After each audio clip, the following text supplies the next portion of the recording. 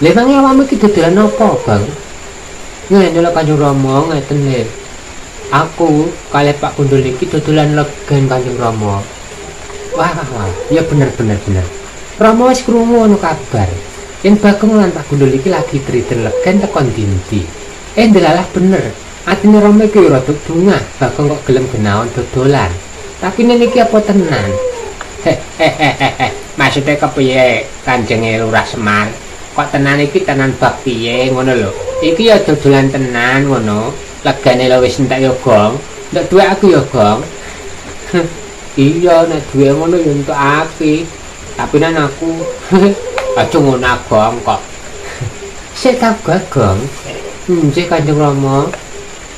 Aku wis ngerti lho, Gong. Apa sing ana ing atimu iku? Mergo aku ya wis ngicipi dodolanmu, Gong. Biar saiki, biar Lurah Semar wis ngicipi, Gong.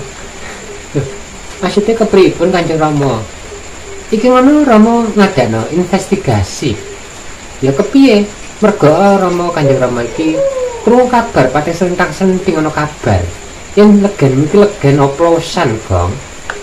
Sepurane Kanjeng Rama, pancen tenan iki gara-gara Pak Gundul kok sing marahi Gundul iki.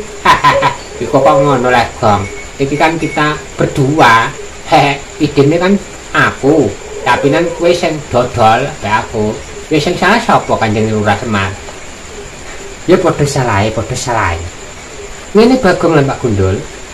Siap aku ndredeg kabeh, Gong. Dadi nang konangan iki legene awake dhewe iki oplosan.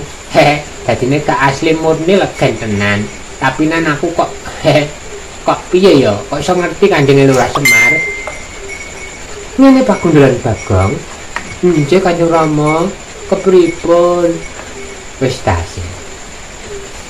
Yen awakmu kepengin dodolan, ya kudune ya ngene, Gong, kan Pak Gundul. Nggih kepripun Kanjeng Lurah Semar? Kula salah ngapuntene. Aja nganti awakmu iki ngrugekno konsumen, utawane kepercayaan iku mahal harganya, Gong. Maksudnya kepiye kok teko kepercayaan barang? Wong iki aku dodol, ana wong tuku ya tak doli. Aku kondoku ya legi enak, seger ngono. Lah aku dodol, kan tak doli. Ya ngono, Gong. Sandul. Maksudnya Kanjeng Rama ngene lho, Ndul. Awake dhewe kan dodolan.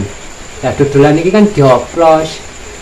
Legen, banyu, mbok campur, mbok godhog, mbok gula. Lah botol regane rega regen. Dadine regane rega legen. Banyu-banyu ya dadi legen. Iya tapi kan yo ngono ki Lurah Semar.